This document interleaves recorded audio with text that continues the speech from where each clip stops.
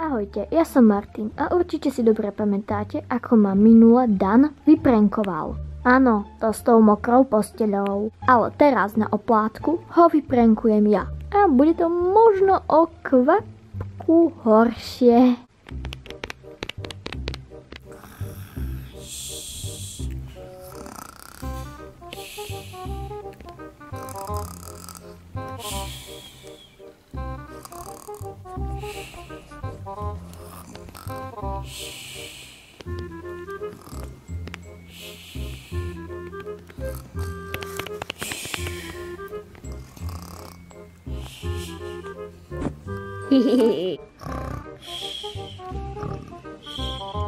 Hej, Dan, zobuď sa. Vieš o tom, že vieš lietať?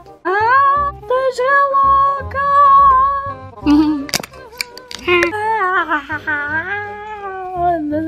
Ale no tak Dan, upokoj sa, veď to je len roztomilý žralok, ktorého som si požičala od Sisi. Dan, dobre ti tam dole je.